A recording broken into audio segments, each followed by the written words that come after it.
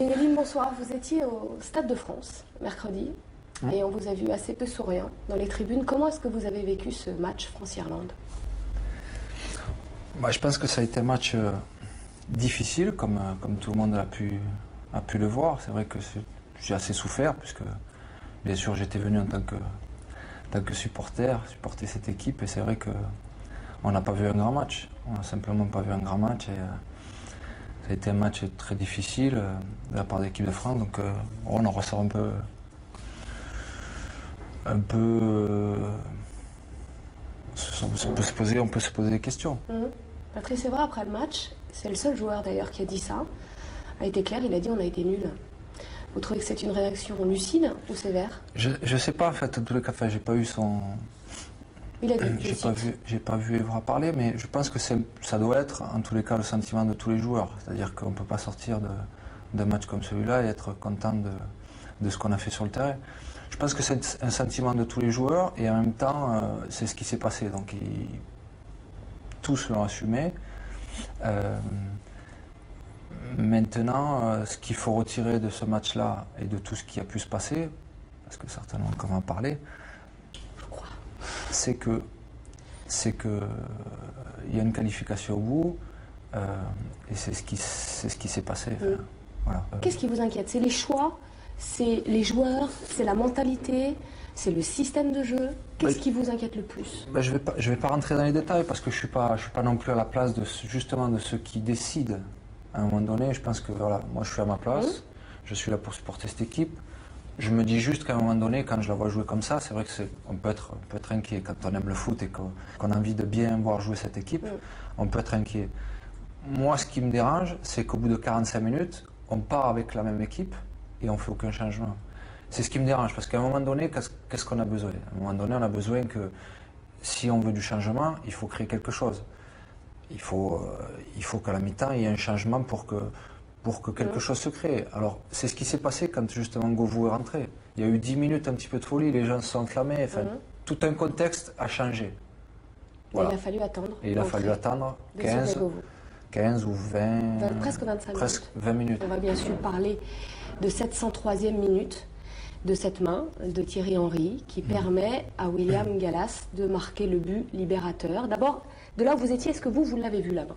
Non, à aucun moment. Et puis d'ailleurs, depuis, ça n'est passé des heures, donc j'ai pu voir comment ça s'est passé. Donc même à la télé, en fait, personne ne le voit au départ. Sur le coup, non, c'est vrai. Au ralenti, on revoit les choses au ralenti. Donc non, je ne l'ai pas vu. Est-ce que vous avez senti qu'il se passait quand même quelque chose de bizarre ou pas? Quand on voit 11 Irlandais courir derrière l'arbitre, ouais. Vous avez vécu cet emballement médiatique. Qu'est-ce qu'on ressent quand on est au cœur de ce cyclone-là, Zinedine? Je veux dire, tout a été dit, tout a été fait, tout a été dit. Moi, ce que je veux dire, c'est que la main de Thierry Henry, c'est un fait de jeu. Et je soutiendrai Thierry Henry. Je pense que c'est pas un tricheur, enfin moi je le connais, c'est pas un tricheur. La main, il fait main, il dit qu'il a fait main, donc déjà il a avoué qu'il a fait main, il n'a pas essayé de faire quoi que ce soit. Pour tout le monde entier, c'est un tricheur. Comment est-ce qu'il peut sortir de ça? Mais justement, c'est pas un tricheur. Moi, j'ai vécu, je sais pas, 10 ou 12 ans avec lui, je sais que c'est pas un tricheur. Est-ce qu'il va s'en remettre, Thierry Henry? Oui, il va s'en remettre, bien sûr qu'il va s'en remettre. Comment? Et je pense que c'est quelque chose, c'est des difficultés que tout le monde, de toute façon, à un moment donné, doit surmonter. Il les surmontera. Pour vous, ça ne va pas le poursuivre tout au long de sa carrière? Non, ça ne va pas le poursuivre. Et puis à un moment donné, comme je vous dis, c'est le jeu, ça fait partie du jeu. Juste une dernière question sur ce thème-là. Est-ce que, à votre avis, il aurait dû s'excuser publiquement tout de suite? De toute façon, ça c'est son truc à lui. Mais je pense que le fait de dire, justement, qu'il était prêt à rejouer le match, quelque part, il s'est excusé. Même après, même juste par un communiqué, c'est suffisant? Pour moi, quelque part, il s'est excusé. Vous vous rendez compte quand même? Il a fait une main. Alors nous, on ne peut pas se rendre compte. C'est pour ça que je vous pose la question à vous, parce que vous pouvez vous rendre compte. C'est-à-dire qu'il a fait une main, le mec. Fait une main.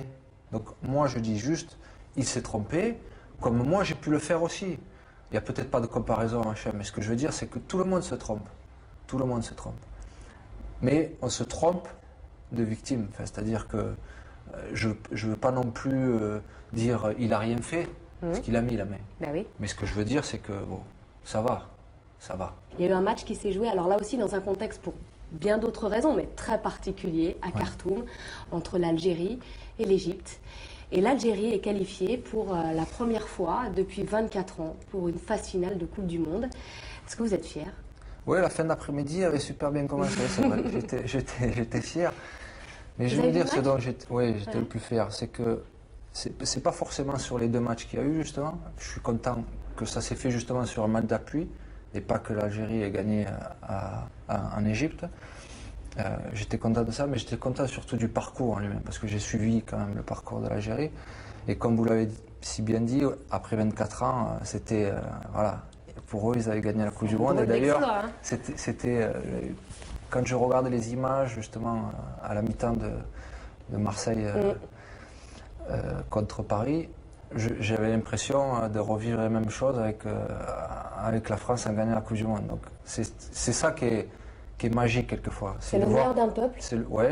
Et c'est de voir ces images-là alors que quelque part c'était 23 mecs qui avaient fait leur boulot de se qualifier pour une Coupe du Monde. Mais c'était magnifique de voir ça. Et j'étais vraiment content pour tous les gars parce qu'ils le méritent sur l'ensemble de la compétition, sur l'ensemble de comment s'est passé leur qualification.